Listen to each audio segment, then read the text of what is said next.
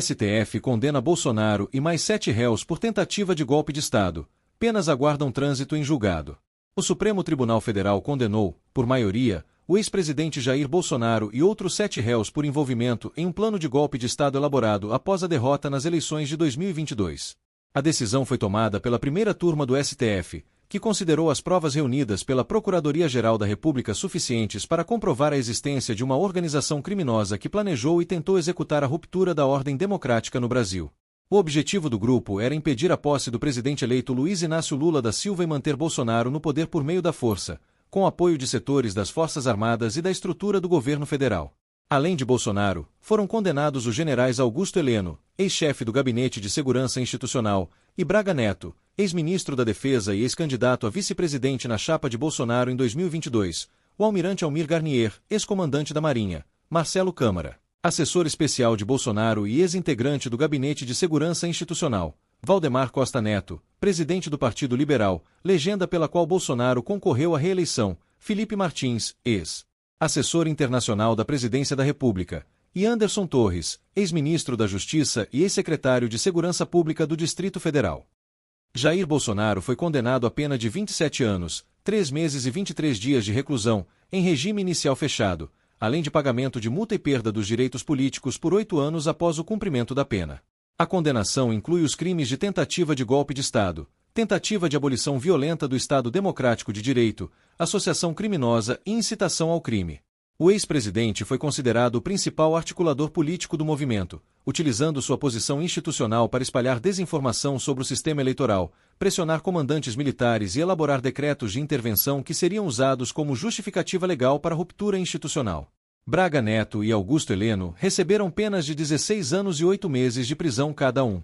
A Corte entendeu que ambos participaram ativamente das reuniões golpistas, concordaram com a elaboração de documentos apócrifos sugerindo anulação do processo eleitoral e mantiveram contato constante com oficiais das Forças Armadas em busca de apoio à tentativa de golpe. Almir Garnier, por sua vez, foi condenado a 15 anos e 6 meses de reclusão por ter colocado unidades navais de prontidão e demonstrado disposição para aderir ao movimento de ruptura institucional. Marcelo Câmara foi condenado a 14 anos e 2 meses de prisão. Ele atuava como elo entre Bolsonaro e outros núcleos da conspiração, incluindo militares da ativa e aliados civis. Felipe Martins recebeu 13 anos e 11 meses de prisão, por participar da elaboração de estratégias internacionais de desinformação e tentativa de convencimento de autoridades estrangeiras sobre uma suposta fraude nas eleições. Valdemar Costa Neto foi condenado a 12 anos e 10 meses, por permitir o uso da estrutura partidária para difundir informações falsas e apoiar financeiramente os atos preparatórios para o golpe. Anderson Torres, por fim, foi condenado a 17 anos de prisão, por omissão dolosa e favorecimento aos atos golpistas, especialmente na condução da segurança pública do Distrito Federal nos dias que antecederam os ataques de 8 de janeiro de 2023. Todos os ministros da primeira turma, Carmen Lúcia, relatora, Alexandre de Moraes, Gilmar Mendes, Flávio Dino e Luiz Fux, votaram pela condenação, embora Fux tenha divergido pontualmente na dosimetria da pena de 2 réus. Carmen Lúcia, ao proferir seu voto, afirmou que não há espaço para condescendência com a tentativa de destruir a Constituição sob o pretexto de salvar a pátria. Alexandre de Moraes enfatizou que houve tentativa real de ruptura democrática, com mobilização de setores militares e uso da máquina do Estado. Gilmar Mendes classificou os atos como a maior ameaça à democracia brasileira desde a redemocratização. Flávio Dino alertou para o perigo da legitimação do discurso autoritário travestido de patriotismo, e Luiz Fux, embora mais contido na forma, reconheceu a gravidade dos atos e votou pela condenação em todos os casos. Apesar das penas estabelecidas, o cumprimento efetivo das sentenças depende do trânsito em julgado, ou seja, quando se esgotarem todos os recursos cabíveis por parte das defesas. As defesas dos réus já anunciaram que apresentarão embargos de declaração, questionando pontos específicos das decisões, e podem ainda recorrer ao plenário do STF ou buscar instâncias internacionais, como a Comissão Interamericana de Direitos Humanos. Enquanto isso, os réus permanecem em liberdade, exceto nos casos em que haja prisão preventiva em vigor, o que não se aplica à maioria dos condenados.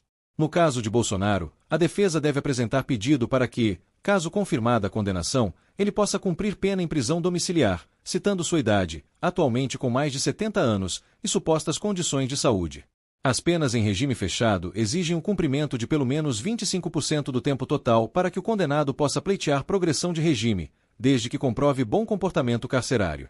Assim, no caso de Bolsonaro, ele teria que cumprir pelo menos 6 anos e 9 meses em regime fechado antes de poder solicitar migração para regime semiaberto, salvo decisão judicial específica que modifique esse cálculo.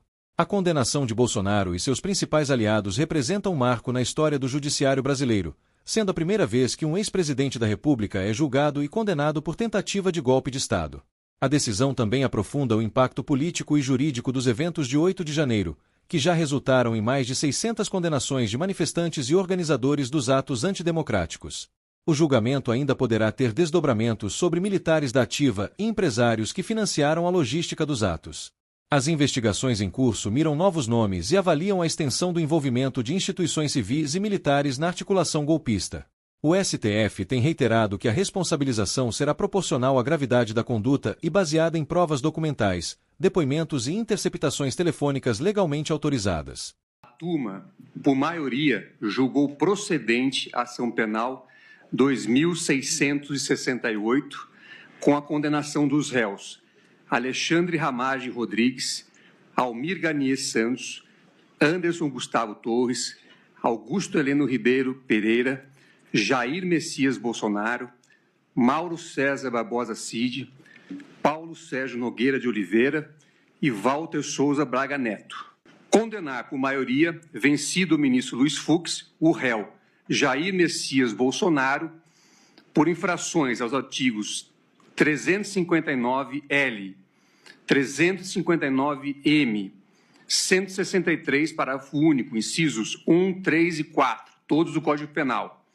Artigo 2º, caput, parágrafo 2º, 3º e 4, inciso 2 da Lei 12.850 e artigo 62, inciso 1 da Lei 9.605, na forma do artigo 29 do Código Penal, totalizando a pena privativa de liberdade, definitivamente, em 27 anos e 3 meses, sendo 24 anos e 9 meses de reclusão e 2 anos e 6 meses de detenção, aplicando o regime inicial fechado para o início do cumprimento da pena do ora condenado, na forma do artigo 33 do Código Penal.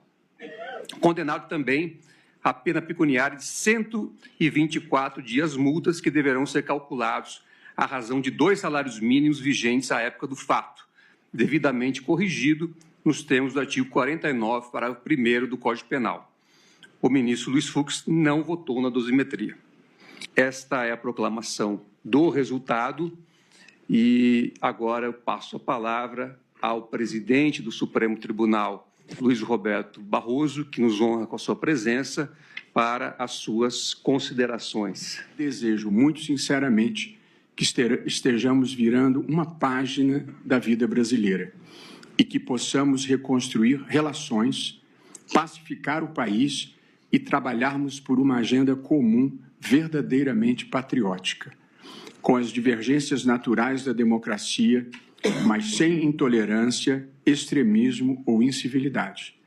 Que possamos iniciar uma era de boa-fé, boa vontade, justiça e prosperidade para todos. Por delegação do presidente da turma, Cristiano Zanin, eu declaro encerrada esta sessão. Muito obrigado a todos.